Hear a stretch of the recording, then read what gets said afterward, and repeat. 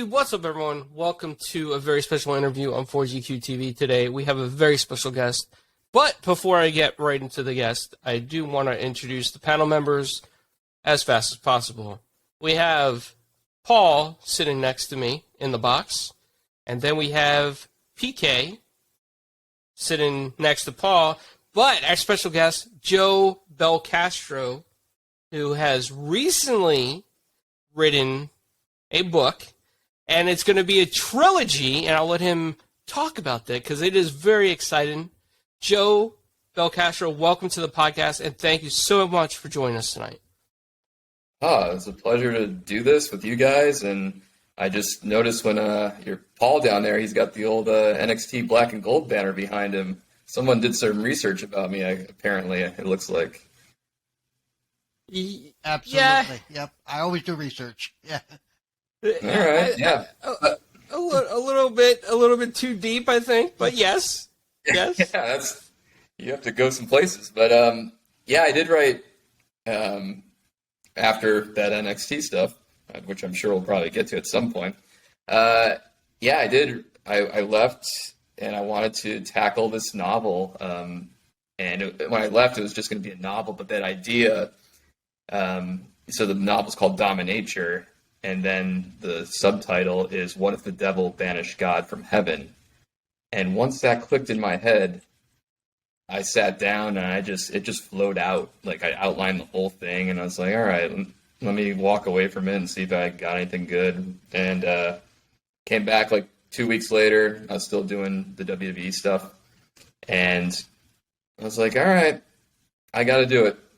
It's just one of those moments where I was like, I'm in a position where I can try to do this. It's not really starting over from a storytelling perspective, because that's what I do. I'm in a creative field, but it is starting over kind of on a different career. So I was like, big risk. But I knew I had to do it while I felt like I was at my quote, peak of creativity and the flow I was in with writing. And I was just like, let's just go do it. Now, I did that over 2.5 years ago and it is going to be a trilogy, as I just mentioned, I think on my Instagram a few days ago. And I finished the second book, and I'm actually outlining the third book. But that's it, though. I know when to stop, and I know when not to force something. Whether anybody likes any of this stuff, we'll find out. Time will tell. But yeah, a trilogy is like it's got 5 stars. I think a lot of people tend to like that book. It's getting there. Rated. You don't need to be modest. Might as well shine. It's one of the hottest takes over there on Amazon Kindle. Seems like a lot of people, a lot of reviews, at least user reviews, seem to adapt to this book. So I think it's pretty interesting. It's funny. I don't know who reads it until, like, one of my good friends from college, we were just chatting about something totally random, and he just throws in there, oh, by the way, I loved your book. And I go, what? He's like, yeah, I finished it like 3 months ago. I'm like, you're just telling me now? Like, you don't think I have this like author mentality where I was like, does anybody like what I'm doing? It's been out for like 6 to 8 months or whatever it is now. And I was like, man, like, you gotta tell me this stuff. Believe it or not, I need to hear it.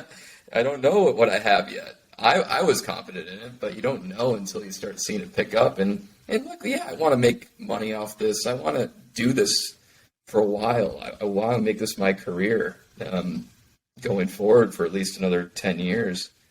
So it's always nice to hear. So thank you for that.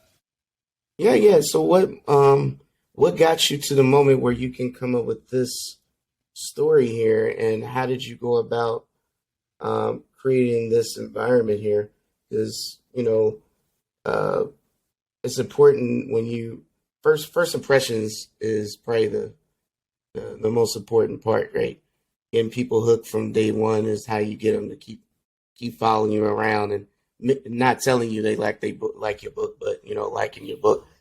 Yeah, you know what it is? Go ahead, Garland.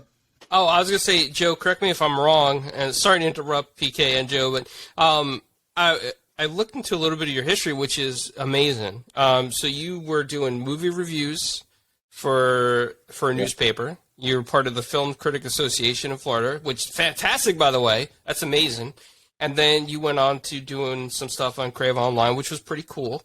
and then, you had a span of a career, which I'm sure we'll get into a little bit later, but then you got into your book, and you went from journalism to writing a full set trilogy.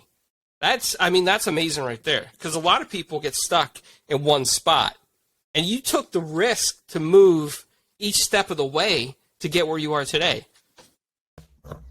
I appreciate all that. You just made me realize what I've been doing. I was like, holy crap. But yeah, like the journalism, look, that was my first professional writing. That is now, I started that, 14 years ago now, I think. And I did that for 5 years and started with the movie reviews. And that's where it started, where I was like seeing so many movies outside of my comfort zone, because you have to review everything, in my opinion, if you're going to do this and be a legit film critic. So yeah, I was exposed to so many more genres and styles and foreign films. And one thing I always gravitated towards was this, good versus evil, obviously the God versus devil mythology. Not so much in the biblical sense, even though obviously that's where it comes from, but just the epicness that it could be. And when I was a kid, I watched those prophecy movies with like Christopher Walken, and then the Constantine movies, but then like the more psychological ones like Devil's Advocate. So any of those, even like The Crow, that's very much good and evil, just kind of done in a dark superhero way. And I just always had that. I think you brought up Crave Online, which I'm glad you did, because that was one of my favorite outlets to write for. And that was towards the tail end before I went to WWE. And I think I wrote something along the lines of like, I want the God versus devil epic. And that's coming from my love of the Lord of the Rings trilogy that Peter Jackson did, the first three. The Hobbit stuff, I don't know. Might have tried to stretch it a little too much there. But that's, like, I wrote something like that I wanted to see that one day. And then who would have thought, 10 years later that I would decide to think about it again. And then when the dynamic switch happened, I was like, oh, no one's ever done that. And trust me, no one's ever done it, because I searched everywhere before I gave up my career to make sure, did anybody switch the dynamic around? Yes, there's good versus evil. Yes, there's been God versus devil in some form or fashion, but not doing the alt history thing and putting the devil on top and, my version of God roaming around somewhere. But, and I just had an agent in New York, I won't say his name, when I was just up there last month, and he confirmed, like, I've never had this come across my desk. So that's all reassuring. Again, I have to prove myself in the 400 so pages that I wrote. But that's where it all came from. So it did start in that journalism world where, like, the idea was always there. And then somehow I was just thinking about it and on my balcony, and it just popped in my head. It's like, all right, let's roll with it. Do you enjoy writing these kind of narratives, and do you think you can, from when you're finished with your novels, do you think you can take your talent to other media forms? Because the novels are the how you get people hooked, to see how deep you can and how complex you can tell a story on multiple viewpoints and scenarios, right? So I'm definitely a story guy. That's what drags me. I mean, I am not the type that just like all cliche stuff. I mean, there's a time and place for everything, right? I do that, but it's something different when you can hook me into caring about every person in this environment you created, not just the main person, whether it's a antagonist, protagonist, but I'm saying everyone that's touched in this storyline. When you could do that, that's when you grab somebody. You could keep them forever at that point. I'm serious. And it only takes one writer that can grab people's attention that way. Yeah, I agree with there's a couple of parts to that, what you're saying there. And, I enjoy writing the narrative, and I wrote it in a way where, like, how would I see this play out? Because, yes, I have no problem saying, like, I want to see this get adapted. I want somebody to pick it up. I want to see it come on TV. or in the movies or whatever. I want to see this world. That's why I set out to write it. And like the cliche thing is, write the story you want to see or read or whatever you want to, however you're going to consume it, right? And so that's how it started out. So the way I structured it was just do this like a television show. Like, how long do you need to linger here? What characters do you need to do? Does it move the story forward? Are you hooking people? Is there any filler? If there is, get rid of it, right? There's great writers, way better than me, that can sit there and write 3 pages about just the outline of like when they walk into a castle or they're into this new environment, and they're just describing it. And it's marvelous writing. It's not me. You mentioned Lord of the Rings. Sorry. Well, you mentioned Lord of the Rings, and Tolkien was good at that. The grass was green over the rolling hills with the rocks. Yeah. Yes. Amazing. Amazing stuff. But me, I was like, well, I don't see it that way. And I think that's because I was a television show writer. And I also feel like today's audience, and not just the Gen Z or whatever you want to call them nowadays, or even people that are older, they just want to consume things in shorter bursts. And if you're going to do a novel, which is an undertaking, right? And you have to make sure it moves. And yeah, I'm not saying I was perfectly successful in all that. I'm sure there's stuff some people say, well, this might just be filler. And that's their opinion. That's fine. But yeah, you got to keep it going. So I do like doing that. And yes, I want to see it go to other mediums. And I wrote it in a way where I'm hoping it's easily transferable if somebody does want to, adapt it to whatever, form they want. Well, couldn't you do that if you wanted to? You'd screenwrite your own stuff if the offer came? Because you've written for TV already, so. Yeah, and look, that was part of the discussion in my mind, is when I came up with that idea of the devil banishing God. I was like, well, I could just walk away and spend, 6 months writing the TV season, or maybe just the movie script, because it would have been a lot easier. But I wanted to really world build and flush this out. And there's a marketing side of me that was like, you know what? Take the long road. Get the book out there. Get the franchise out there, if you will. And hopefully it picks up, and then you have more control and more power down the road. Because if I just wrote a script about the devil banishing God, whether that's intriguing or not to whoever, you can do it. Somebody could snag it for, and I'm not saying this is the amount, but say they snag it for $50,000, which not a bad chunk of change, but where does it go? How does it get made? How much money is going to be put into? Because I have maybe some credentials to a certain extent based on what I've done, but in this realm, I'm still a first-time author, or in this case, would be a first-time screenwriter, because I've never written that movie. To me, a good example of that would be like Good Omens. I don't think Good Omens would have been as popular of a show if it wouldn't have been for the books beforehand. Yeah, and my book sometimes draws comparisons to that, and I agree with you. And that's look, we'll see if the plan works. But in the end, the only goal for me was just figure out how to navigate this publishing world and get these 3 books out there, and just do my best making decisions on how to market it. I met Carlo on one of my book festival stops, because I was doing a book tour for like 6-7 months all over the country, even stopped in France to do something. And oh, wow. it was just getting, I use this line all the time, but I think it's perfect to describe what I was doing. But I was like that dive bar. I was the band playing the dive bars on the Sunset Strip in the 80s. And that's what I was like, I got to get out there in front of people. You could probably do the marketing all just sitting here on my computer all day, but I don't think that was going to help me. I think I needed to show up and spread this thing out as much as I could. Well, I think it's definitely great that you follow your passion and go about it your own way. That also makes you stick out and see that how special you are, because everyone has to find their own way. I mean, I appreciate that. Take your own risk and your chance and show your passion. 100. And I'll give you an example. And I'm sorry cutting you off there, It's okay. Carlo, but I just want to put it out there. Todd McFarlane left after creating Venom and doing Spider-Man with Spaghetti Webbing on his own to create his own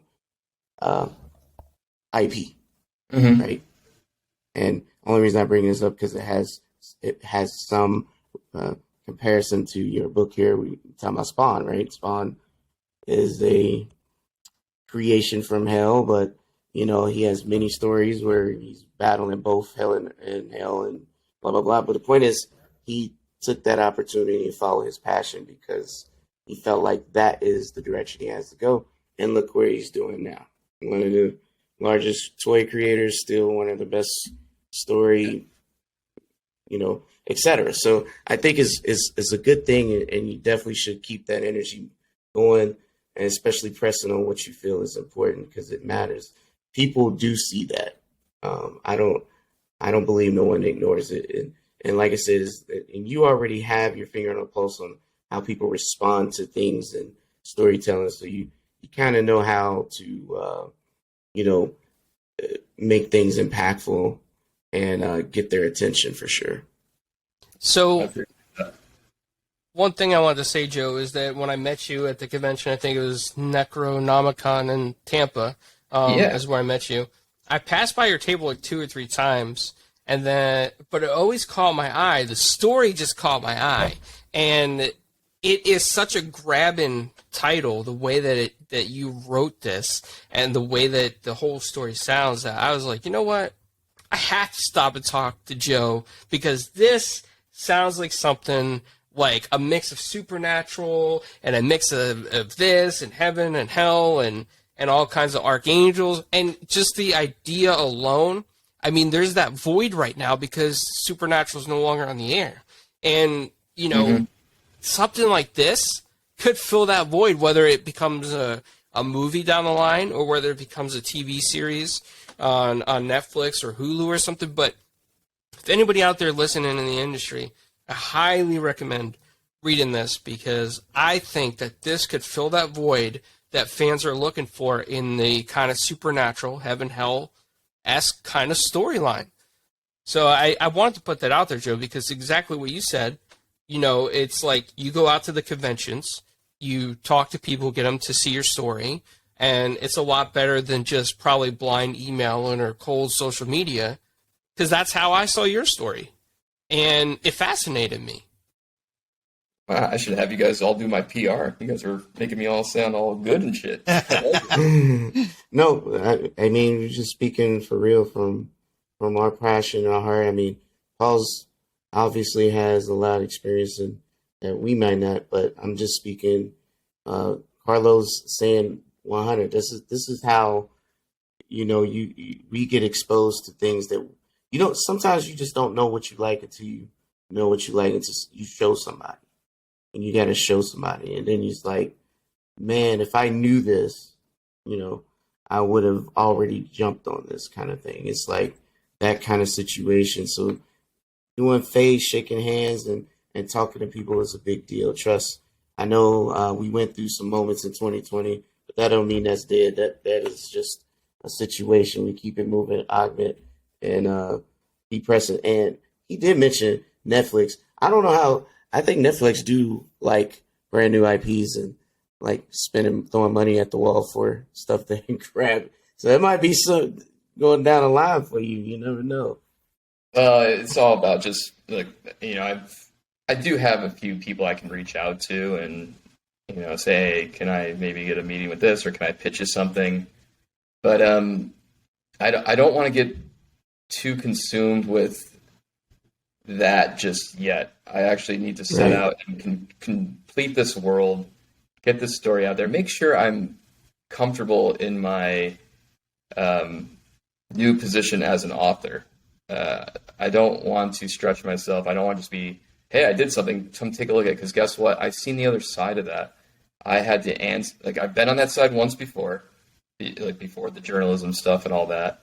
Then I got to be on the other side where people are coming after me and saying, hey, can you take a look at this? Can I pitch you this? Can I join your writing team? So I've seen both sides, and I've seen why some people do respond to it and will take that meeting and why they don't.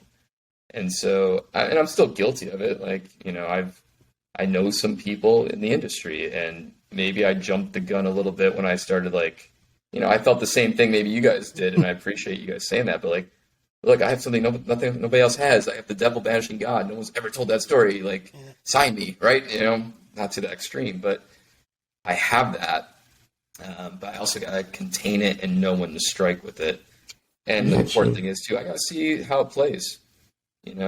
I would also think you don't want to end up where a certain Arthur ended up, where they made a whole entire show with his book, and he hadn't finished his book yet. So they've ended his story before he ended it. Oh, the Game of Thrones? Yeah. So now we may never see that. No, we may never see that last book. He seems to be doing okay, George. Yeah, I know he is, but I'm just saying that he still hasn't finished that book. The series has been over for 4 years now, and it's funny you mention that, because there's look, I don't shy away from saying this either. I'm not the biggest reader.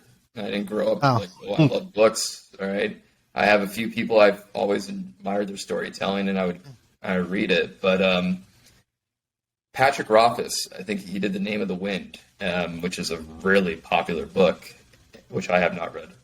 But he wrote that one, which was his first ever novel. I think he spent 10 years writing or something like that. And it took off, right? Huge.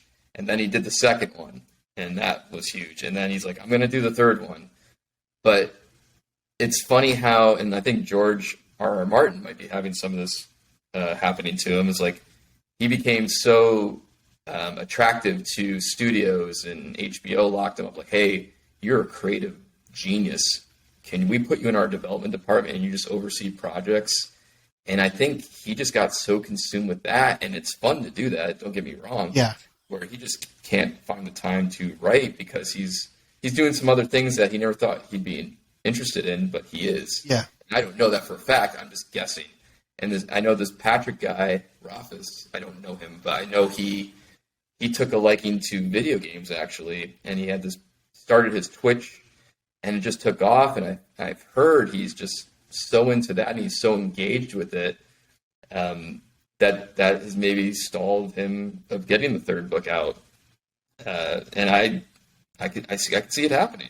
I could totally see it, where you just get all this attention, and you get to do these new exciting things, and that goal you set out to do it, from their perspective, be like, I'll still do it. It's just not going to be on your timetable, which could be a problem, or it could just be the way it is, and we have to deal with it. So I don't think there's a right or wrong to that. It's just no, I don't think so either. But I think it puts him in a weird position now. Personally, it does do that. Yeah. So I got a question. So once you finish the trilogy, that you're working on the third one now. Yeah. And this was your passion. This is like a passion for you.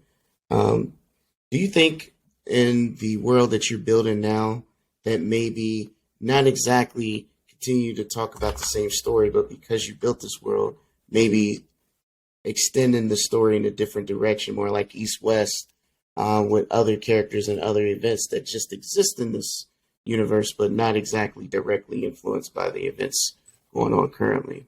So I have a strong opinion on all this, that kind of stuff. And I learned this at WWE. You don't stretch out a story just to do it.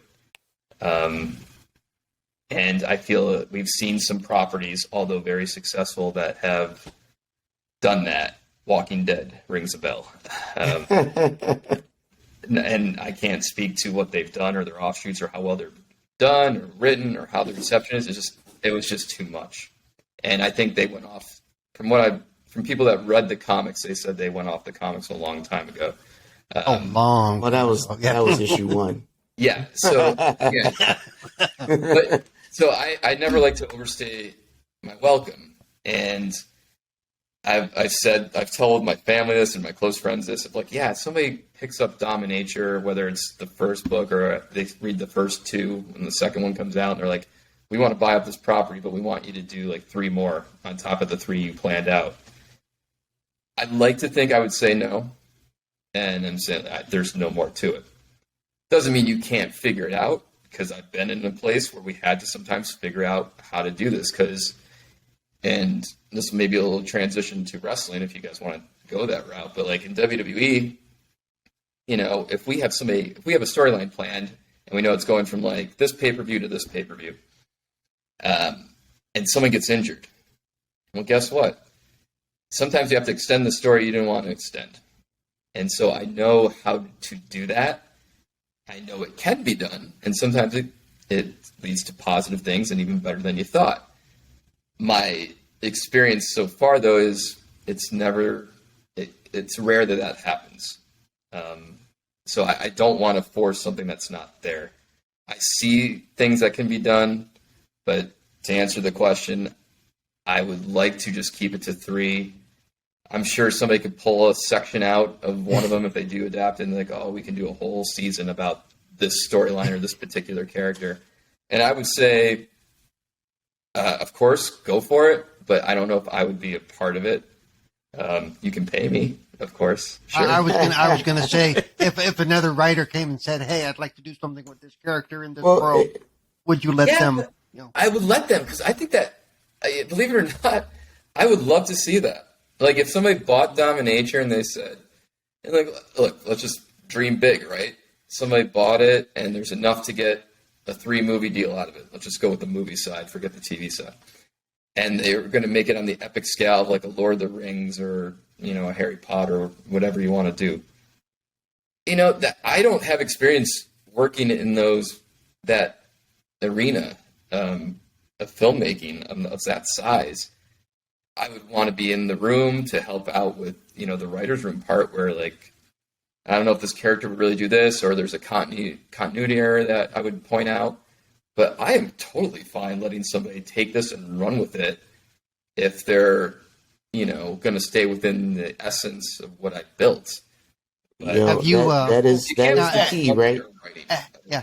Have you been like writing a Bible as you've been going along for continuity purposes? You know, this is when this happens. This is, you know. Yeah, I have a little bit. It's just the nice thing is I've been doing these back to back, so. Yeah. You get through the first one. Yeah. You have notes about, as you go through the first one, like, oh, this will work well to play in the second one. This is a callback. Does this make sense in the third? Can you do this? Or did you say something in the first that would screw that up and then someone would call you on it? So, yeah, I do have, like, some notes that keep me in check. And I also, like, try not to get too cute with things. I know the first book is it'll be the longest book of all of them, just because it's establishing a world and establishing characters, and I'm a big believer you gotta give some rationale to why people are doing things and not just skip over something just because there has been an action scene in 3 chapters. So like there's parts of that book that are a little bit tough to read, but it helps do it there because then it smooths out the second and the third one. And I think we've seen that play out when you watch things that get adapted, that are adapted faithfully. You can see how the first one, just like when you start a new season of television, like the first couple episodes, maybe 3 or 4 episodes, it's like you don't know, but then it all makes sense, and then you can kind of run with it, and then it smooths it out. They have to establish the characters and the setting, and you know you have to. You know. Everyone's pressed on the Lord of the Rings, the Ring of Power. Right? Yeah. But guess what? I have a feeling. I like it. I loved it. Yeah. Yeah. I see why it's slow, but I think it's all going to pay off what they did. Those slow episodes, if you will. I think it's going to make season 2 that much better. And you know, we can check the tape when this airs, and then in 4 years when they finally release season 2, because everything takes multiple years now. Oh yeah, that's true. I mean, to me, that's how it all starts out, right? The build. that's the word in wrestling they use. The build. How do we build this? And that might be a good transition. Go ahead, Carlo. Oh, hold on. Yeah, before we get into that, which we will in a second. One thing I wanted to ask you. Yeah, PK really wants to talk about that wrestling, Joe. He's a big fan. I want to ask you, you know, when it comes to your book and your writing, did you ever see, like, maybe a comic book adaptation of it as well, or video game adaptation, or would you, for a video game, would you do something completely different, like comics, video games? The video game thing intrigues me. I don't know if I would have to defer to you guys. I do play video games, but it's very select, and it's like I find one, and I love the role playing games, and I just like Breath of the Wild. I cannot wait for the sequel to come out. I think it's in May, right? And I'll just stop everything and play that because the story is so rich.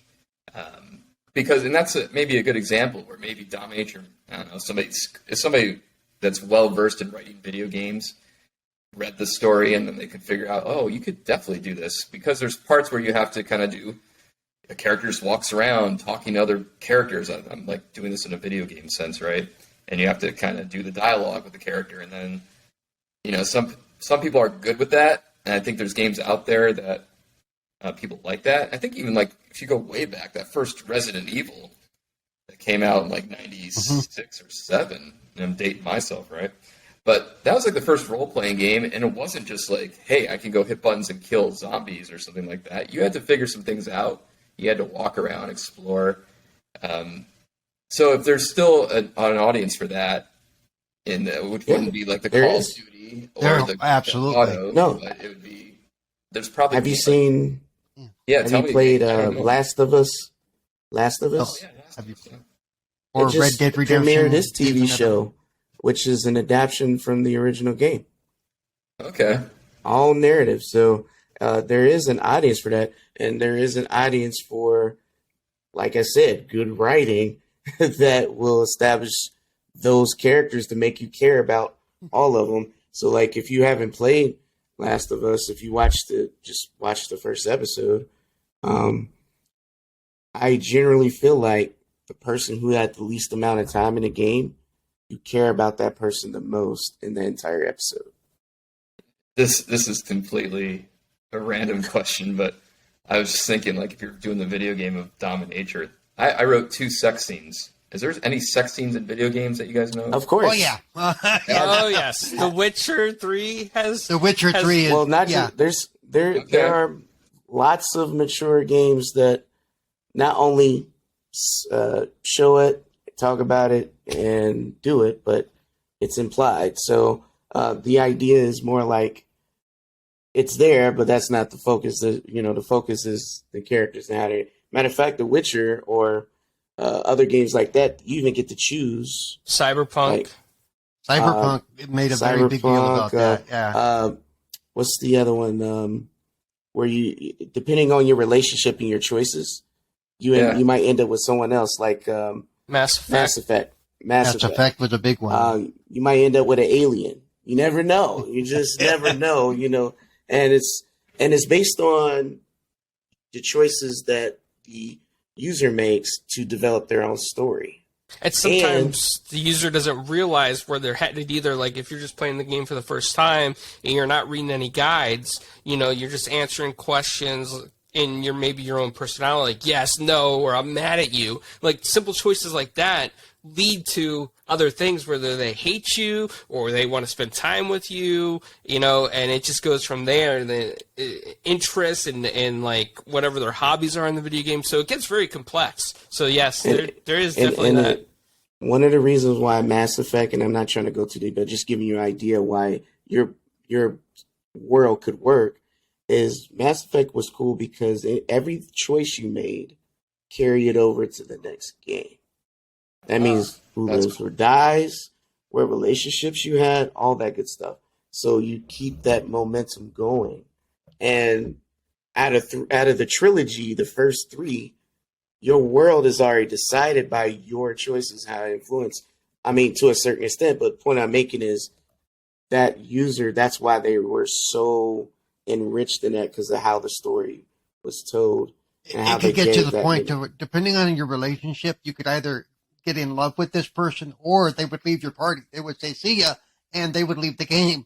Literally. And You some would not. and some people be dead, and they won't make it to the third game. Now you guys are gonna get me playing video. Like I gotta focus, guys. I got a book left, and I took a risk, and it's not like I retired and I can just sit comfortably and write. No, I have to hit some There you go.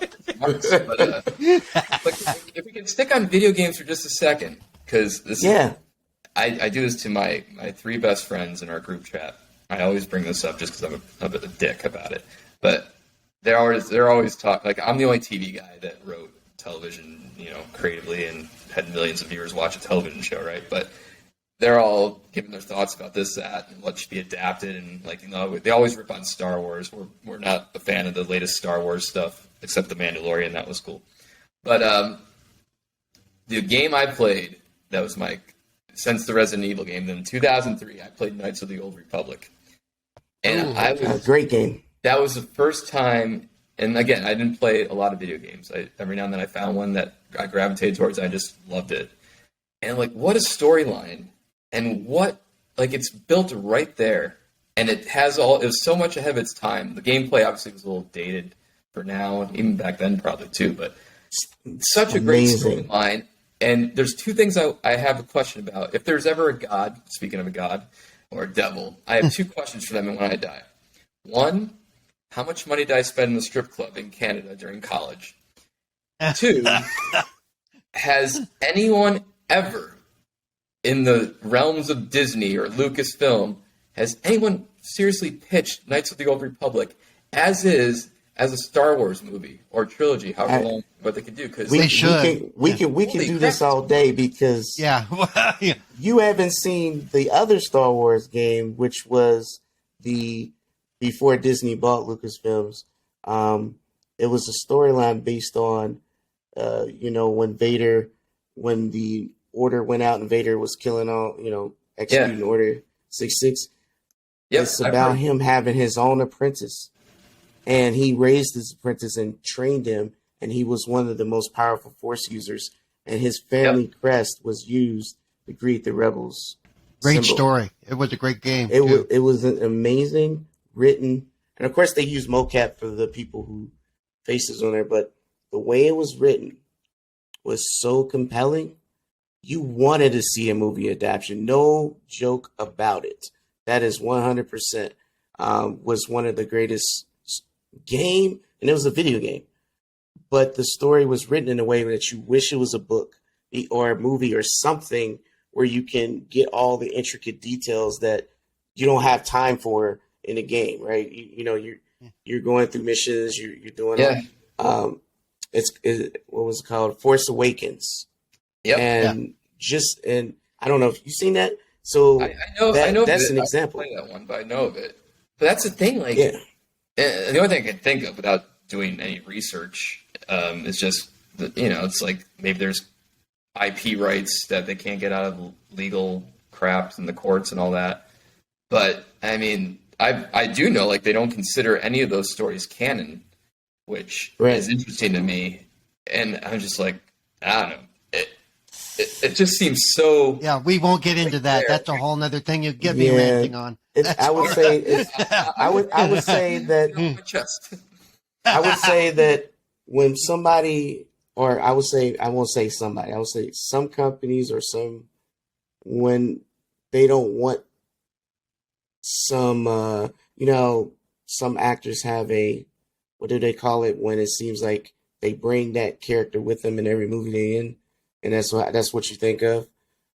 It's that kind of thing. So in their mind, let's just erase one-dimensional actors. Yeah. Oh, you mean typecasting? Yeah, typecasting. So they want to erase what was before so they can build their own. At least that's their thought. Okay. Maybe us fans see it differently because we think they're not really listening to what is written, because what is written actually it's already done very well. All you got to do is just adapt it. And I mean, comics, novels, everything. So I mean, we've seen it happen once recently, like the Snyder Cut for DC. I mean, that was a groundswell of fan support, and they eventually caved, and we got it. And I got to say, that is the best DC movie for me. I I loved every minute of that. I watched it all 4 hours straight, and I thought it was fantastic. But that was something where, like, that groundswell of fan support got that, might contribute to getting that thing out there. And I feel like I've seen this Knights of the Old Republic thing because, of course, I Google this every now and then, and I'm like still seeing all these people clamoring for it. I'm just like, Disney, you like give it a shot. Like you don't have the best reputation with what you've done with Star Wars. Yes, you've still made a pile of money with it, but like you could try something different and go for it. But like Paul said, maybe we should just move on because we're going to go on a rant. And but we understand. We understand, and we can relate. We do want to encourage. At least for me, I want to encourage you that since you have such a strong passion at telling good stories, these other mediums like comics and especially video games, that makes more money than any industry out there. Period. Is gaming. And if you can, I'm telling you, if you give it a shot, like I said, if you watch that one episode on HBO Max, the Last of Us video game adaptation, you'll know exactly which character I'm talking about. That is the most important character. It's not even a character that stays in the series the entire time, and that character is always going to remind us what we're doing here. And that matters, right? It's world building. And that is what I'm speaking on. So that could be something like one of your projects, right? And I wouldn't not just playing them, but maybe not just Dominator getting adapted, but maybe a different project after you're done with Dominator that you might be on the team. I want Dominator to make a ton of money now so I can go make Knights of the Old Republic. There you go. Let's do it, Joe. Let's do it. No, wait, you make the game, but you can't call it. I want J.K. Rowling's Dominator, and then I can just walk into freaking any studio and say, "I'm going to make Knights of the Old Republic," and that's the way it's going to happen. I think I have to somehow now this whole Dominator thing banks on that. Like if I want to see, there you go. Yeah. Hey, you know how many people will get behind you? You talk about fan support, they lose their minds. Yeah, if you did a GoFundMe or a whatever for they would lose their mind. They'd be like, like Scooby Doo. What?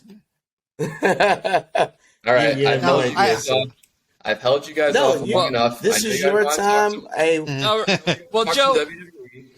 Joe, before I let PK go off in the WWE stuff, okay? Because that's going to be a whole segment, okay?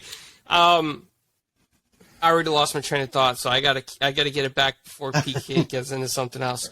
So Joe, I got it. I got my train of thought back. So you said RPGs, right? Starfield is coming out. I don't know if you heard about that.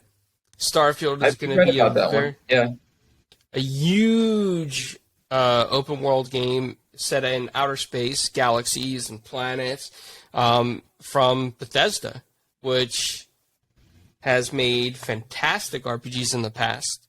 So that's something to look forward to if you ever want to get your hands back into RPGs. And it will be on Xbox Game Pass as well.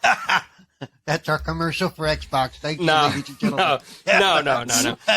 So before you kill him with something that huge, how about he, dabble in something that's, give him, ease him, Carlo. Well, I mean, when the third book comes out, and then he works with studio, and he's like, here's the story, and they do all the work. He has time to play Starfield, and you can do it anywhere you are, Joe, with Xbox Game Pass. You could do it on the computer, you could do it, on the phone. I know. I just love Game Pass, so I'm just a big supporter of it. I have it forever. Let's get you guys. Let's get the sponsorship. Let's go. Yo, let me just say this. I'm just saying this. To ease you in, we interviewed the director of As Dusk Falls, which is a great story, a narrative game. That's true. And you can play it on your phone. You don't even have to own a console or nothing anywhere. And multiple people can play with you. And what I mean by narrative, as the story progressing, you're making decisions like we talked about before. And decisions will change the storyline outcome, who lives, who dies, and how people interact. at the end of the game, your ending depends on the decisions you made, and you can always You go back remember and change growing those up the decisions. old build your own mystery books where you would, if Dude, you make this choice, flip to this yeah, page. If you make that's this, what my mind that's went exactly to. what this game is. Yeah, That's exactly what kind of game it is. It's a very great game. It's not that long, so you ain't gonna get stuck in a tunnel where Carlos sending you. But it's something. But what I like is it might also give you some inspiration for projects outside of Dominature that you might want to go down that road. Just seeing how this is, because writers is one of the most, and like I said, yeah, writers is important. You can tell when someone is terrible in telling stories. You can tell. And you can tell when someone is actually, when you can forget that you're involved reading, because I read comics and manga all the time, black and white all the time, and novels, and graphic novels too. But when someone can make you forget, that's when you know they got you. And that's a good writer right there. And that's what I'm talking about. That's an art form that is, in this day and era, hard to come across. And I'm being honest. And that's not because I'm crapping on anyone. It's because you touched on it about how microwave people are. They want things instant gratification. And writers have to be finesse enough to be able to grab that attention, but still got that slow burn enough to develop out this brand new experience that they're getting into, right? So that's important, and I want you to continue to push your passion, because we want to see you succeed and get up there and do everything that you ever imagined, including that Star Wars game that you want to make 100%, because we definitely love that game. That is definitely a legendary game. By the way, you may not be aware, but they are remastering remaking Knights of the Old Republic. Oh man, don't tell me that. No, but that's another RPG path you'll be stuck on. You guys are making me feel like an individual athlete, like a tennis player. Like you guys are my team. Like I got my there you go physio, my manager, my psychological guy, and like you guys are all prepping me to go out there and win the Grand Slam or something like that. Hey, yeah, but I appreciate all of this, man. But the pacing. Okay, I'll do the segue for you guys. The pacing is huge in any story. I think that's the most important thing. And I feel I can pace something well and I can arrange it well. I'm never going to claim I'm the greatest writer of all time or in anything. And even when I was at WWE, even though I excelled in that field, I still think there was plenty of decent writers on my team. Even though I was a head writer, there was writers on there. I was like, man, that person is so good. But pacing and arranging, that's what I learned from WWE, and that's what I think I'm still in the process of perfecting. But those are the two things that drove me. And then when I felt I had a handle on those, that I can do them in a competent manner, that also helped me in, doing the novel, so tackling something that big now, which has now become a trilogy. But so I could never have written these novels if I didn't do WWE first. And for those that might not know what WWE is, just being in the writer's room and writing the television show every week, pitching ideas, banging out the scripts, doing multiple shows, continuity, all that stuff. Like, there's no way if I didn't have that. Like, every writer knows this. I'm not saying anything that's mind-blowing. It's just I was able to absorb it and process it through WWE better. Like, I don't think I could have taken a class, or I don't think I could have worked with a major director and absorbed it in a way where I can then spit it out now and get it out there and tell a story. So WWE, it was surprisingly, it was a great tool to teach me how to do this cinematic or visual storytelling that I can now translate into just page. No. Was you a wrestling fan when you PK? started writing? Hold on, Carlo PK. knows. Before PK's. I've opened the gate for PK. Yeah, you did. So, Joe, some questions that PK and I always talk back and forth about wrestling, right? I do have some questions for you since you were, involved in writing. Number one, there is a lot of car scenes. I noticed that because I started watching wrestling because PK's like, oh, you guys see this. So I always wondered why there's a lot of car scenes and stuff in the garage that happens, right? And number two, I know that the wrestlers are very athletic and they spend a lot of time working out. They're very tough when it comes to that, flexible. But the performance, like the stunts that they do, and does it really hurt them the way it looks? Yeah. Yes, clowns. No, so like everyone says, they do. Oh, wrestling's fake. Yeah, feels real to me. Yeah. I've taken the moves they do, but I've seen them train. I was a part of overseeing some parts of their training, but I was around, not so much in the in-ring stuff. I left that to the people that have done it before, but I was around it a lot, and I picked up some things. And yeah, look, these are world-class athletes, men and women, just obviously working as safely as they possibly can, but it's similar to football. It's going to hurt. Yeah, there are stories out there where Bret Hart finished after breaking a rib. He still finished the match before he told anybody he broke his rib. By the way, we saw. Look, injuries. They work hurt. Sometimes they come back through that curtain, and I ripped my Achilles 2 minutes into the match, and they still worked 25 extra minutes and got through it. Obviously, we're a little bit more safer with that. We are more conscious with a lot of things going on with concussions and all that. But, my former boss, Triple H, he worked that match, I think it was in Saudi Arabia, and he tore his pec in 10 minutes into the match. And he couldn't get his right arm up for the rest of the match. Thankfully, it was a tag team match, so, the people he was working with, they covered for him. But, and then 3 days later, I remember we flew back. I flew up to Connecticut, and he's sitting there in his suit, and we're meeting, going over our next storylines for NXT, and he's got his arm in the sling. And, it's just a mentality where, there's risk to it, but it's real as you can get. We're just part of the job. Concuss anybody. We're not trying to break anyone's nose. It's just things are going to happen when you do it that often. Injuries are going to pile up. It's just the nature of the beast. Thank you, Joe. I don't talk to Carlo about that. He just that's what he wanted to know. So going back, I just wanted to know, was you a wrestling fan when you started writing, or as far as your team? I wanted to understand your perception on how you were able to, because NXT, I'm just be honest, for a long time, and a lot of wrestling fans, the black and gold brand, we were more excited to watch than the main roster. And it was mainly because how compelling the stories were and how we actually had matches.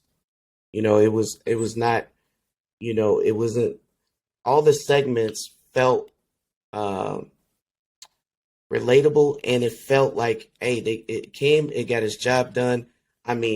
Keith Lee came out. You name it, right?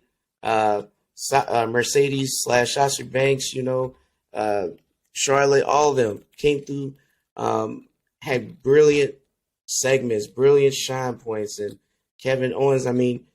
People that you would not think got shines, and the way it happened and how it transpired, you just didn't see it. And as a fan, you excited because everyone gets to root for their favorite hero.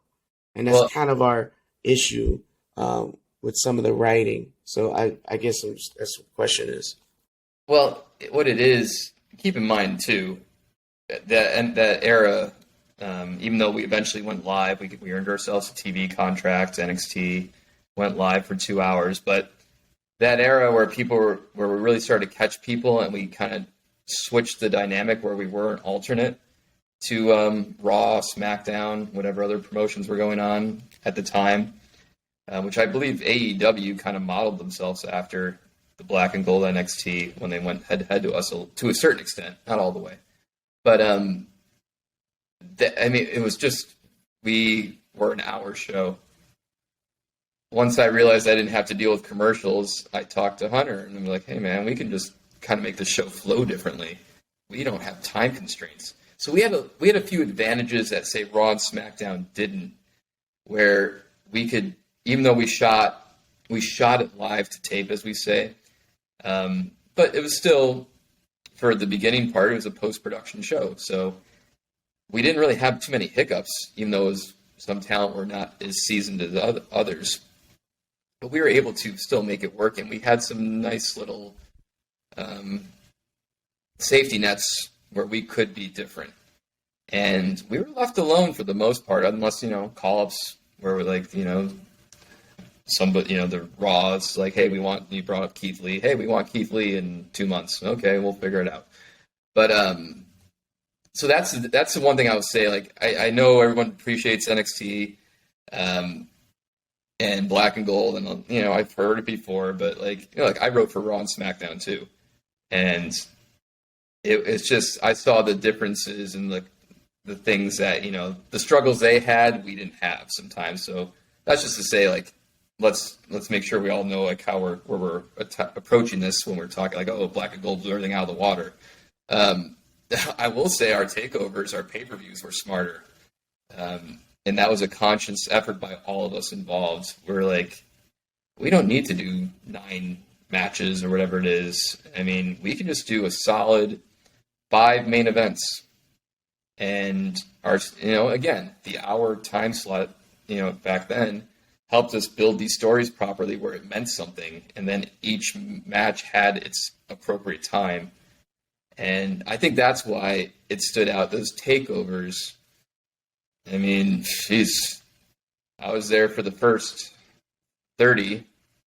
I might have missed the first one because I was still doing Raw and SmackDown. But, it's tough for me to think of a takeover that didn't knock it out of the park.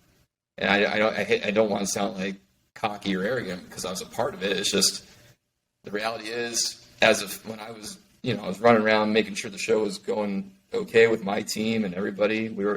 That's the best thing about NXT at that time. We were all unified. There's no drama. We all got along. If you had any sort of attitude or weren't playing ball, we took care of you quick. And I don't mean that in the back in the 80s day. I mean, we just kicked you out. You're fired. You're not part of the team. So I think that that's what drove the success a lot with the Black and Gold and enabled the, multi-million-dollar TV contracts. And it was just different at the time, but look, now you see, 2 hours is probably the sweet spot for a wrestling program. I mean, ideally, I think 90 minutes would be the ideal wrestling program. But then you start factoring in commercials and all that stuff, and it's tough to manage. I saw both sides of it.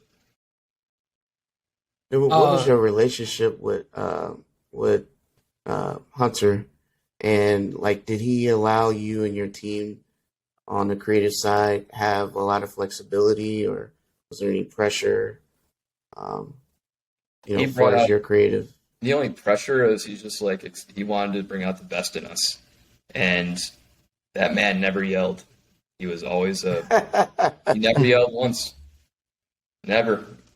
I think I saw him get angry one time, just once, and he had every right to be not at me or not anything we were doing, and something else. And I was sitting there and with somebody else he knows very well, and even that person said I've never seen him get mad. And I was like, that's the first time I ever seen him get mad. And his mad was even he didn't blow his fuse or anything. I could just tell he was a little bit more animated. But no, he was great. He empowered me. And he does that with everybody. He empowers you to bring something different, but also be on your A game. And that's how I am. That's how I am with my team. Hell, the only mistake I've made since leaving WWE is my stupid ass became president of my condo board. And but and they're finding out what it was like to be working at WWE because that's how I'm running it. Like it's a volunteer position, but you're dealing with millions of dollars, reserve funding and all that crap. But so you couldn't pay me enough to take that position, dude. You couldn't.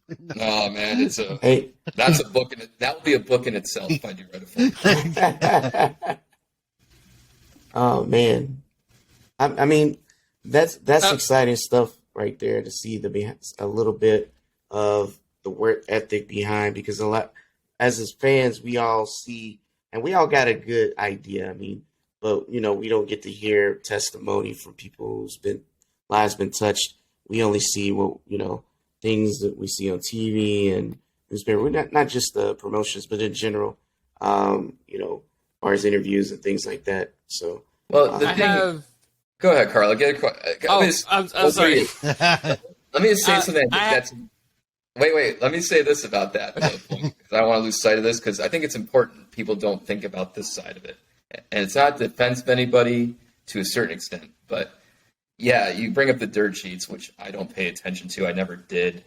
Every now and then I kind of catch myself lately reading them because I'm hearing some stuff. But Hunter and Vince, who are pretty much the two, let's call them the studio heads for those that don't watch WWE. They're the studio heads, right?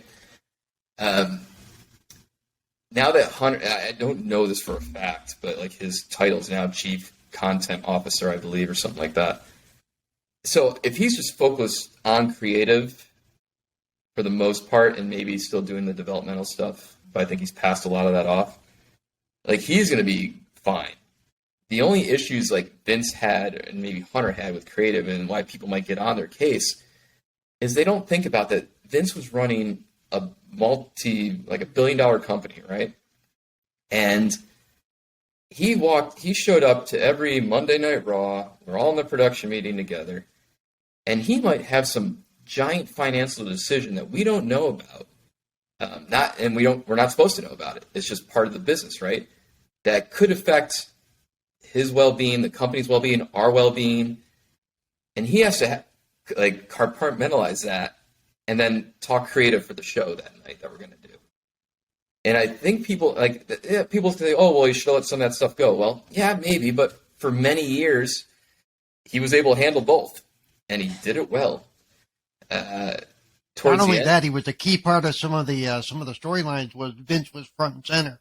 Which means not only was he dealing with it behind stage, he had to be in the ring at times too. Yeah, and look, and he did it well for a lot of those years. I wasn't there I was there 7 years, right? But he and Hunter, they had to deal with a lot of things on their plate, and that's the nature of being the top people in the company. And yeah, maybe they should shed some of that stuff, and of course we all try to. But hell, when I became I became like a co-showrunner towards the last couple of years there. I was doing the NXT UK. Another big part of the Black and Gold, which I was remiss in saying, is we did those cruiserweight tournaments. We did that Mae Young Classic. I think that was all part of the ground. I keep saying groundswell today for some reason. I never written it once or ever said it in my life, but now I'm saying it. Said 3 times. But that was part of the reason Black and Gold was getting this brand appeal to all the wrestling fans, because we were doing those other things too. But what the hell is my point? When I was a VP and doing show running and head writer and going to the UK and then coming right back, and I had to deal with many different departments, and you have to learn to delegate, and they were very good at it. But sometimes, when it's your baby, and you need to be involved in all the decisions. So I understand that as well, and I think a lot of people deal with that. I think the showrunners of Star Wars and Marvel, they're pulled in different directions now more than ever. It just takes somebody to tell them who can get through to them, even though you're telling it to essentially your boss who could fire you. Hey, you got to drop some crap, or you got to let this one go, or you got to put some trust in some people. And Hunter did that a lot of the time, and Vince did too. Vince is not a ruthless, crazy man when it came to creative. And that's the only thing I can really speak to with him is when we dealt with business, which was us putting on the best show we possibly could. He listened. I've seen people change his mind. Some of the stories about, we tore up the script the day of the show. Hell yeah, we did. Guess what? We're not unique in that. That happens on so many television shows. That happens on so many movie sets. I mean, that Netflix series is doing that. The Movies That Made Us, I think it's called, and like they dive into Die Hard and Home Alones and all the movies we love, right? Those things were a disaster production-wise. They didn't go smooth at all. No. They talk about the writer being on set, scribbling out the next page before they get to that scene. So I always found it interesting that people magnify, if it did get out there, which a lot of times was bullshit, but where Vince ripped something up, I'm like, so what? And guess what? He's allowed to do it. All right? Whether we agree with it or not, he's allowed to do it, and I respected the hell out of him for doing it. And guess what? We pulled it off because we still believed in him as a leader. Was it always smooth? No. But, I mean, you learn how to deal with adversity. And that's the last thing I told him on my last day. I can't imagine being Vince dealing with 4 or 5 different shows on top of the business side of things, all at the same time. All this stuff going through his head. Who are we going to bring up? Who are we going to send down? Who are we, I mean, it's just, there's so much that goes on. It impresses me that he does it at all. Yeah, and a lot of people do it. I mean, not just in WWE, but in general, that's the industry. I don't think that's always right, as I said. There's some changes. That's why, when I left to write the books, I was like, this is all I'm doing. I've had a few nice offers to go work on an independent film or go shoot a music video, which I did do that one. But, guys, if I could, WWE was my dream job. I don't think I've said that. That was always my dream job. And I had it. And I went higher than I could ever imagine. But if I had my choice in life, I would be a rock star. I'd be in a band, and I'd be touring around and, just playing live if I could. I mean, that would be my ultimate goal. So, I don't know. So, if given the opportunity now, would you go back if WWE or AEW were to phone up and say, "Hey, we could use you in the writers' room"? Would you go back to it? Yeah, look, you always think about it. I don't care what anyone says who's left. Oh no, I'm with it. I think about it, but I also am a big believer in if you do something and it goes perfect. Like my career there was, without a few bumps in the road, but it went pretty smooth and better than I could ever imagine. And I left happy. I didn't leave angry. I just left because there was something driving me, and I knew I could not devote what that company needed out of me anymore. And that's not fair to any of them. Like, if I can't be what they were used to me being, then there's no point in me being there. And unless I get that feeling again, which it's not there now, and unless I get this drive when I accomplish getting this trilogy done, and then all the marketing crap I have to do. I mean, if there's something that drives me, I don't think I could go back in the same capacity because that is grueling, what I was doing. Rewarding, but grueling. And I don't know how old I look to you guys, but I'm getting up there. This is not built to go anymore. It's just built for show. So I don't know if I would go to that level. Well, I mean, I would say I appreciate you sharing your experiences. Like I said, what was special to me is just kind of hearing a little bit about your relationship and how the work was with Triple H. With that being said, I'm not telling you what to do, but I strongly want to encourage you to follow your passions and continue doing what you feel like you're pulled to do. Because, again, after you're done with this trilogy, I believe you have other mediums you can definitely use your talents in, especially with your experiences, right? Again, like I said, it takes a lot to be able to, let's be real. Even when you talked about when NXT got its TV deal. It's still hard to do to grab because I think when they first came out, Impact was on the same day, right before they moved, and that's kind of what I'm saying. Is like in order to grab the attention of fans, you had to be doing something special. I'm not saying it doesn't take a village. Obviously, it does. Everyone involved.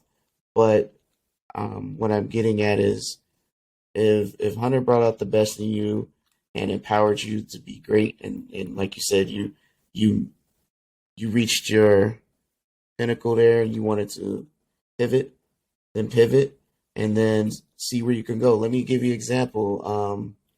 What is his name? John. He wrote 12 Years a Slave and some other TV shows. Never written a comic book in his life. But he wrote one for DC. That was his first comic.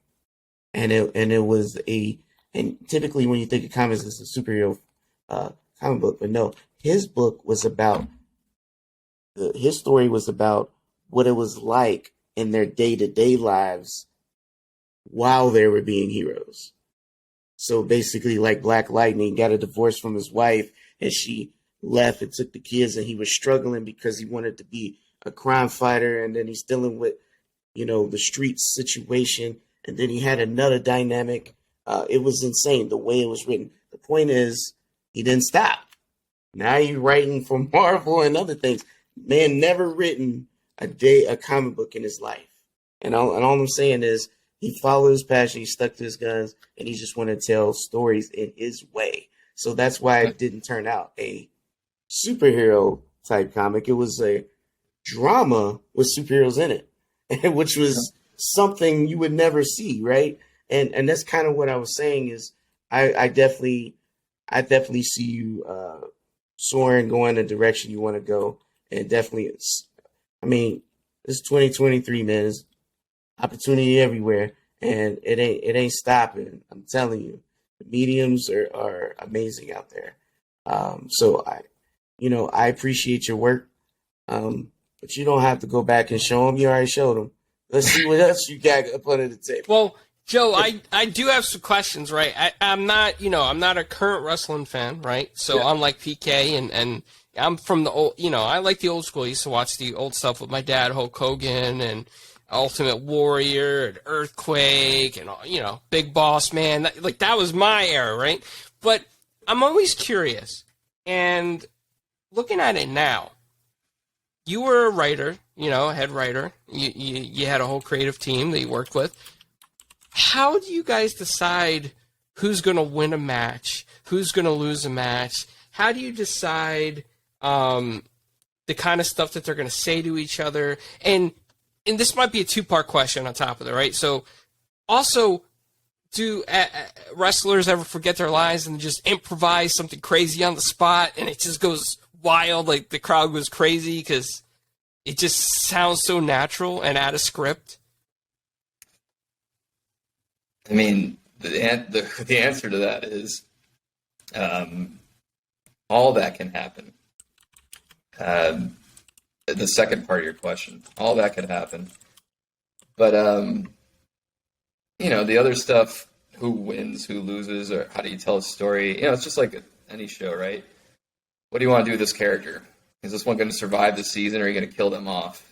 And you just kind of, it goes back to, I think, what I said when we started this whole thing. You just kind of write the story you want to tell. But in our world, in that world, particularly WWE, you have to listen to the fans. And that's a nice little asset we have because we are live every week. And if something's not going right, we might be blind to it because we could be so deep into it. We don't know, but reactions can help. And there's been many, many stars that have turned into superstars because we listened to that crowd and they helped guide us.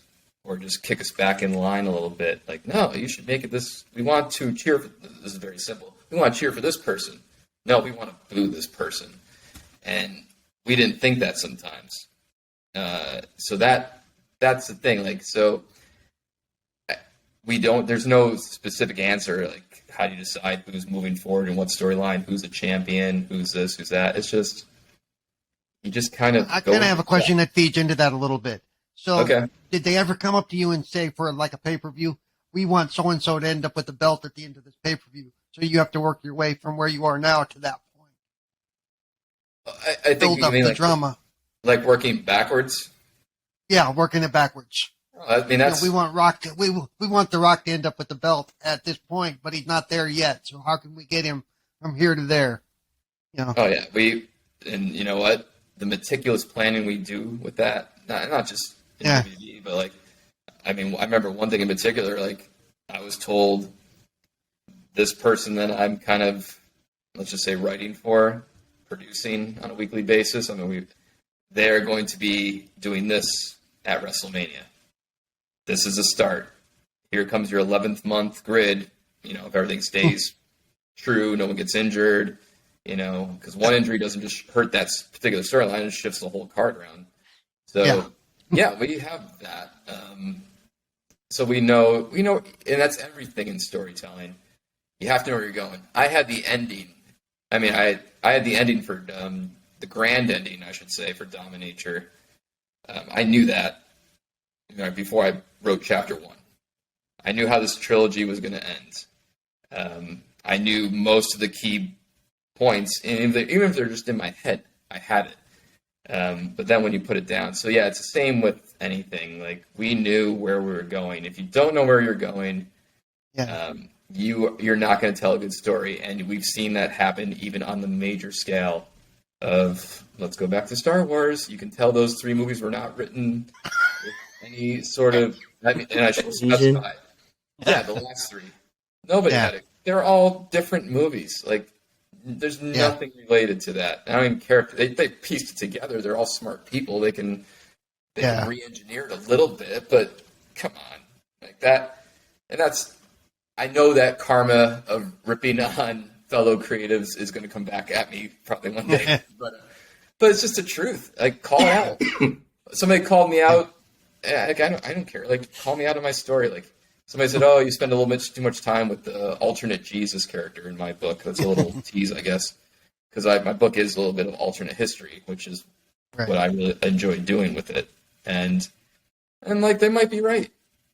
Maybe I did have a little too much fun with the alternate Jesus version in my story, but it doesn't mean you're wrong. It's just like it's just a choice I made. But you can tell in other properties, and you can tell even like in a simple, you want to stick to wrestling a little bit, a wrestling show, you can tell when there's no direction on that show.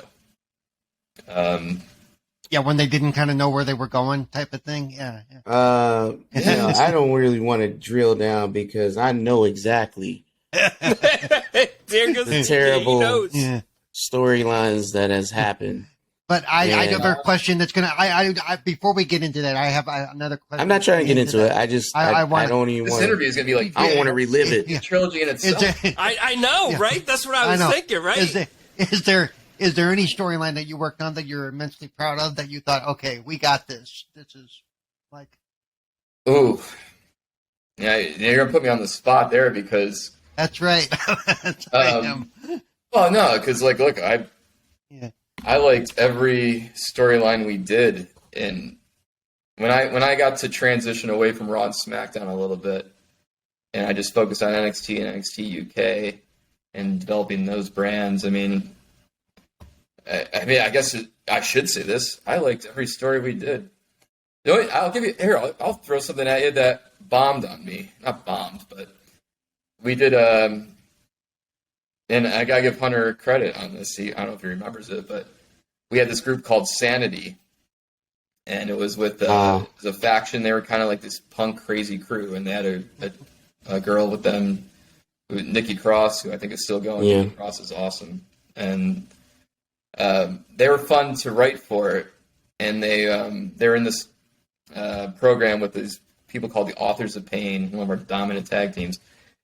And we were, like I said earlier, we're allowed to do different things on NXT. So I had this idea in my head. Oh, I want Sanity to like do like some mind games and like drop we're gonna drop pages of this Authors of Pain book onto them, like symbolic, like they're gonna get destroyed at the pay-per-view, wherever we were building towards. And it wasn't anything we ever done before. Like, obviously, they used to drop crap on people, but, like, let's do a little bit more psychology with it, because that's what NXT was. We were a little bit more cerebral with our storylines. And Hunter let us do it. I remember he wasn't completely sold on it, but he's like, it could be cool. But then we did it. And I'm standing right next to him, and he's like, he just gave me one of those. I was like, yeah, I know. They didn't know it. The audience didn't know what the hell was going on. They didn't get we got a little too, what's the word I'm looking for here? We got a little too cute, let's just say that, with our storytelling. Usually we're on the nose. It's pretty simple. You could follow it. That's why I think people liked the black and gold era. But, yeah, I mean, that was something I had in my head, and I pitched it. And, usually when I pitched something, Hunter always made it better.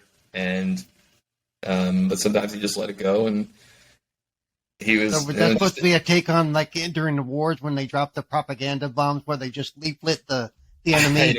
I don't know about that. I just realized, like, it's called Authors of Pain. Sanity's kind of playing mind games with these giants that nobody messed with. And I was like, we used to do kind of like this nuanced stuff like that. And that one just was the proverbial fart in church. And that is what it is.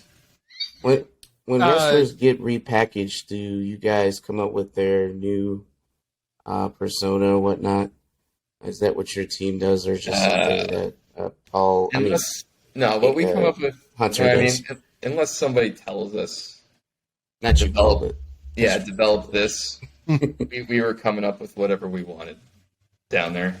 Because the reason I asked who I don't know if he was there when Bray Wyatt changed his persona with the Wyatt family, and he came out. That was like something that changed everything, right? He was supposed to be a heel, but people were cheering for him, and then everybody was lighting their lighter, when it came out.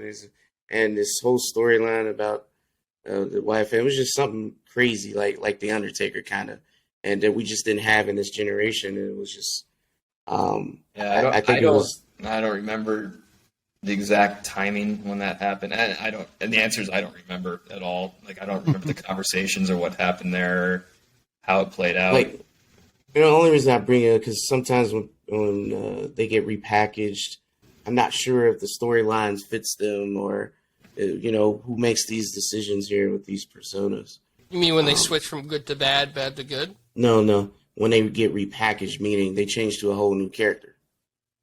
So it's it's the equivalent of, how like Negan's your example in Walking Dead of, like, he started out this monster bad guy, ruthless man, right? And then I stopped watching right before I guess he had his kind of good guy turn, and he became a hero, so to speak. Same with like Jamie Lannister. I didn't like the good guy turn. I thought. I didn't see it play out, so I don't know how it went. But like Jamie Lannister, same idea in Game of Thrones. Yeah. He was vicious, and then he became the sentimental hero that you wanted to succeed. Well, when you get your hand lopped off, it'll change your whole attitude. Yeah, like PK is talking about, like, for instance, if you have a character, and this is common in the wrestling industry. You have a character, and all right, one of the all-time greats, The Rock. Rock, and I wasn't around during this time, but Rock came in as Rocky Maivia back in '95 or '6, maybe, I forget. In Survivor Series. And he was this what we call a white meat babyface. Flashy guy, great smile, great look, and the crowd, like, just wasn't taken to him. Nobody wanted to see him win, even though he was positioned as a good guy. And so they took him off TV. Well, you can either take him off TV and repackage them, or you can just kind of morph them within the storytelling. And he morphed into a bad guy for just simplicity. And then he kind of morphed that personality into what we knew as The Rock, and what kind of started to put him on the map.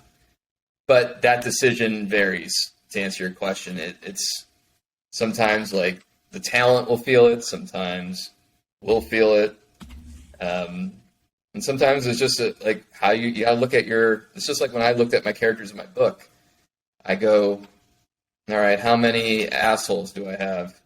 How many good guys do I have? How many just deceptive people? Where's the innocent people? Is it balanced? And that's kind of how you look at a roster. Like, do you have enough balance? And then can people match up with each other to tell interesting stories that are different from some of the other stories? So it's the same principles of writing a story. I just think people don't realize how in-depth we went in WWE with our analyzation of when we tell our stories. It's not just this person fights this person because he's a good guy, he's a bad guy. No, like, what's this? I always used to teach this. What's this person's vulnerability? Everyone always used to, like, when they develop their characters, everyone's like, well, what's my strength? What do I like? And I would say, screw that. If you tell me what your vulnerability is, that gives me and my writing team and everybody, that gives us more options to tell a story with some other characters. And it gives you longevity on the show. And if you can't figure out something you like and it's not coming across as genuine when you're trying to put out a persona, go to something you hate, because the energy you put into loving something is the same energy, believe it or not, that you put into hating something, which means you understand what you love. That means you can understand what you hate. And if you can understand what you hate, you can become what you hate. And sometimes you become that's better than what you love. So that was a psychology trick I used to pass along when somebody was struggling, like, go to this. And then I don't want to say any characters' names. I'm not that type of guy, but like there's a few in my head that they did that and it worked well for them.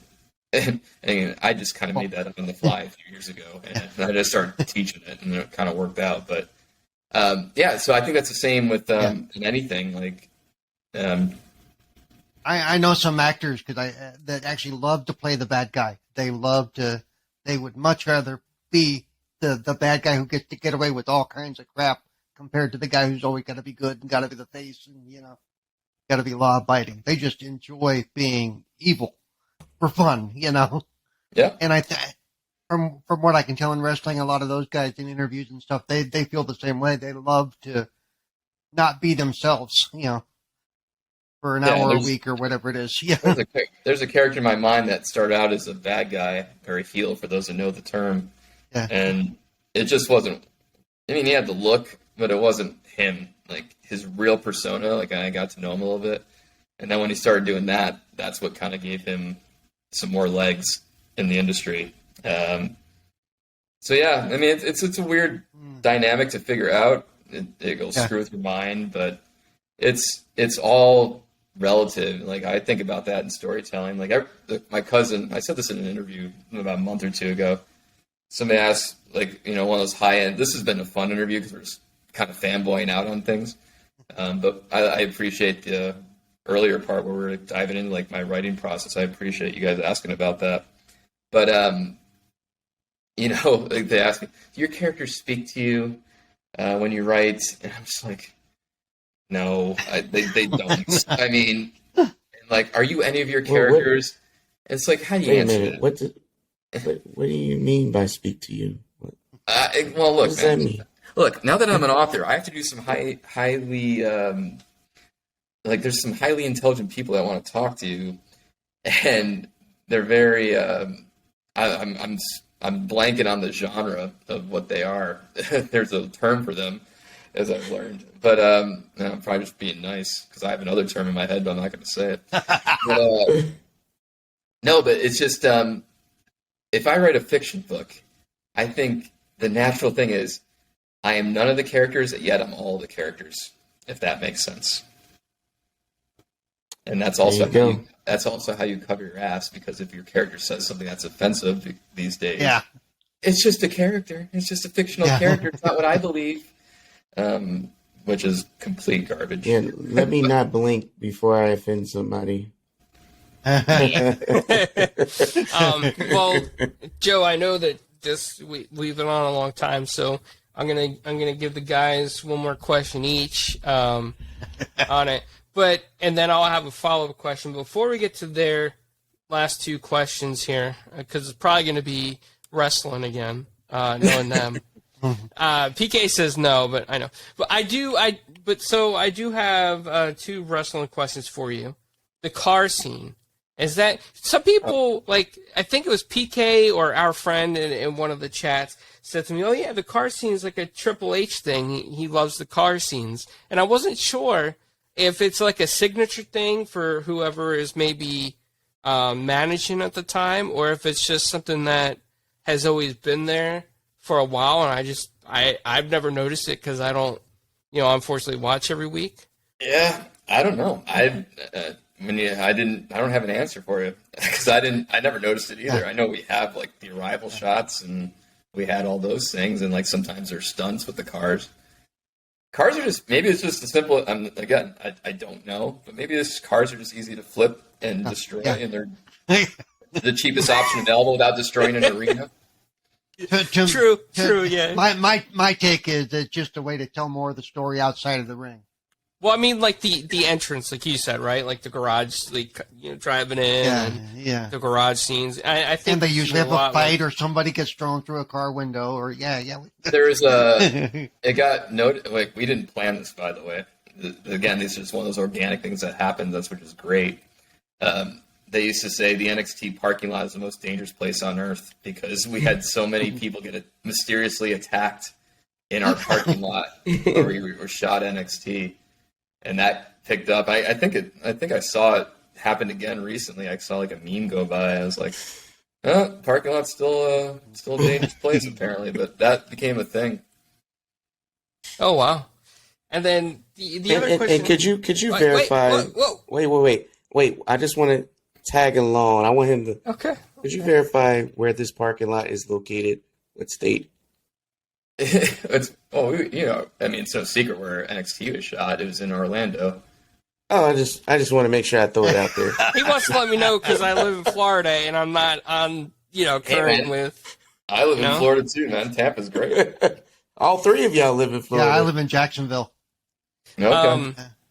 And the other question I have for you is, I think it's kind of more like on the business side of things, right? And and it's okay if you can't answer this. And I think I might have brought it up that it could be brought up, but from a business perspective, do you think that WWE would be sold to another organization or investment fund or anything like that?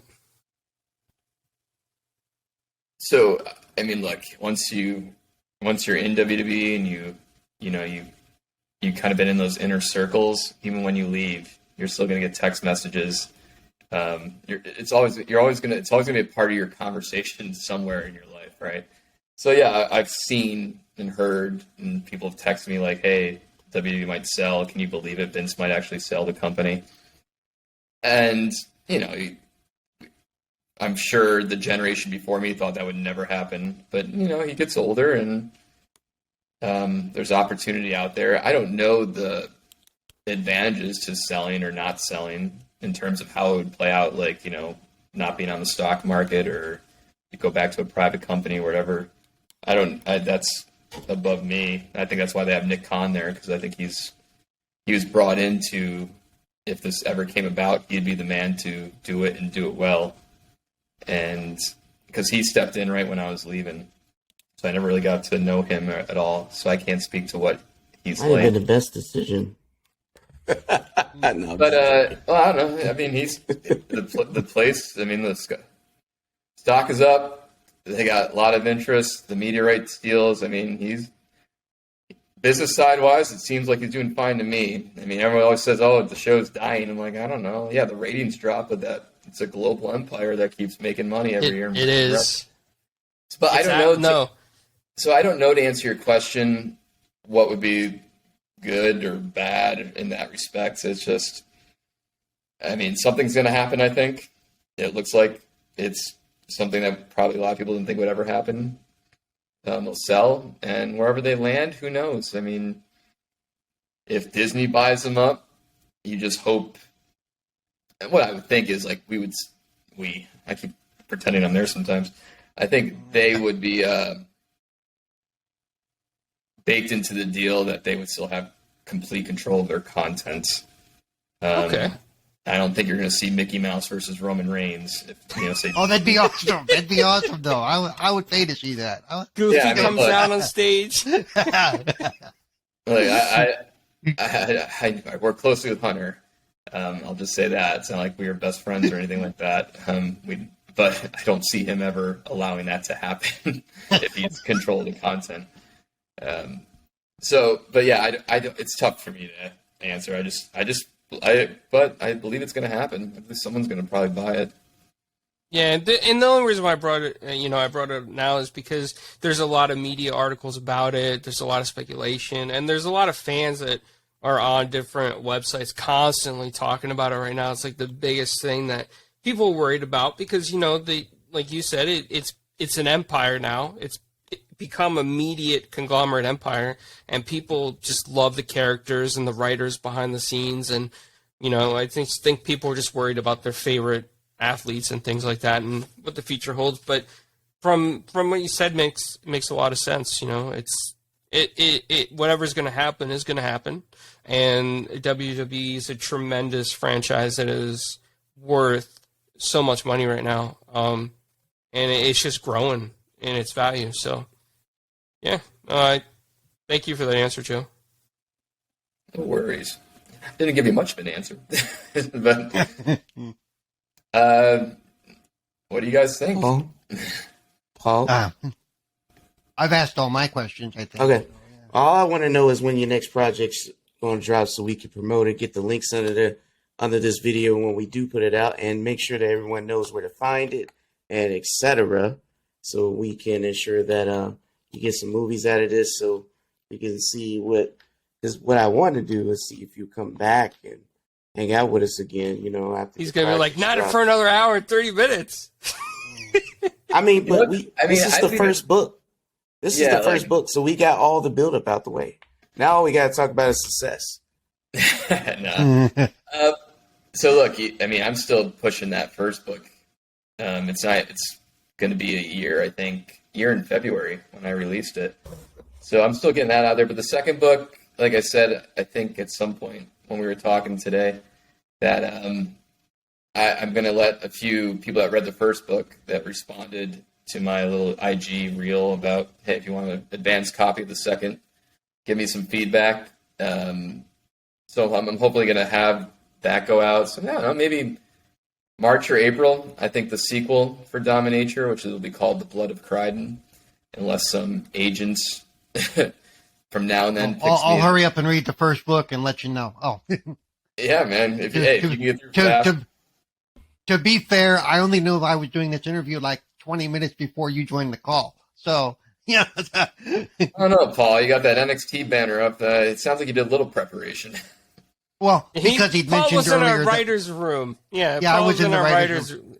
I'm always asking Carlo, who are we talking to? Who are we planning on talking to? So then I always do a look to see who it is. So there you go. You know what? Just to answer your question, PK, man, I was so I say this a lot, anti-social media is nice. When I was at WWE, I just could hide and let my work speak for itself. I just laid low. I didn't interact with anybody. But now I have to put myself out there. So if you get people to my Instagram and Twitter at Dominature Novel, and all the link there will take you to anywhere if people are interested in the book or just read about what I might have done in my career. And the audio book I'm quite proud of. I was shocked how well this one guy I hired, and he did so many voices, and he did everything. He's an American guy. John Waters is his name, and he lives in Idaho, I believe. And I asked him, hey, can you do the narration with an English accent? It's like, sure. And then I'm asking him do all these divine characters, and some of my dialogue is for the divine characters. I made him speak differently, which is the only I think that's a challenge. You try to wield. I wrote something different to try to catch people, but it is challenging. The first chapter or two, which is a risk to a certain extent, but it's I'm going to do something different. I got to stand out. But he nailed it. And the audiobook, and I never listened to audiobooks. That was the first one, happened to be my own, which was cringeworthy because I'm nervous as hell. But it does help you because look, there's 143,000 words in that sucker, and I wish I had 0, but I only had 10 typos that I missed in the edit, and that the editor missed too, which is a lesson I learned. Have it edited twice from now on, because there was 10 typos I heard when he was reading it, and it's just like just a lot to comprehend. But I like the audiobook, and I'm not just saying my audiobook, but I like the audiobook experience. And so I think that's going to help bring some people into that Dominator world, because if you don't want to read 400 plus pages, the audiobook actually it smooths it out nicely. And audiobooks are great, actually. Yeah, I'm a fan of audiobooks because it feels like a different experience. And I'm being honest, I have a lot of, because I listen to them in the car, because I don't listen to radio, so I'll have something playing. I don't care if it's YouTube or something, so I can listen to something. So audiobooks give you a different experience, and like I said, it does make you forget that you're consuming a different media, because you're in your mind, you're imagining what you're listening to. So that's the thing. That's real though.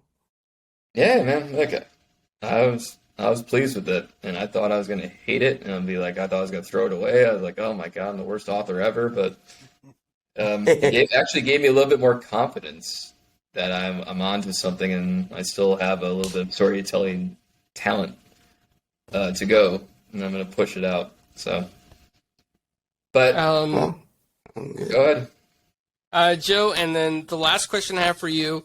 And after we stop the recording, I'll just ask you to stick around for a second. But the last question I have for you is, this is kind of like just a fun question, icebreaker kind of thing at the end of the interviews we do. Okay. Pizza is a favorite food of everybody, right? I mean, people love pizza, right? He does this to pick on me, by the way. I started this. No. I started. No. But do you like pineapples on pizza? No. Yes! Good call. That is the correct call. I mean, I've heard that many times. People ask that to people. But no, I don't. There's another combination I just heard recently that didn't make any sense to me. Oh, it's like with cheesecake, and they put all this fruit on the cheesecake. And I'm like, why? Like, I don't want fruit on my cheesecake. Like, especially if it's like an Oreo cheesecake and they still put fruit on it. Like, no. No. That's interesting, though. Like, the icebreaker question shows up at the end of the interview. Not the beginning. Yeah, we always do it at the end. Yeah. That's cool. Because if he does it at the beginning and they say they like pineapple on pizza, I leave the call. So, I'm like, that's not worth my time. Yeah. Ruins the whole tone, right? Yeah. Well, Joe, I'd like to, thank you for coming on, talking about your experiences and where you've been and where you're currently headed. And definitely wish you much success. And we're going to help talk about your book, Dominator, as well. I'm going to actually sit down and read it, hopefully this week after a convention. So very excited for it, by the way. I can't wait to book 2. I'm going to check out the audiobook when I could find it or when it's available as well. It's available on audio. It's available from Amazon right now through Audible. Awesome. See, thank you, Paul. So I'm going to support you any way I can, Joe. I think the work that you do is fantastic.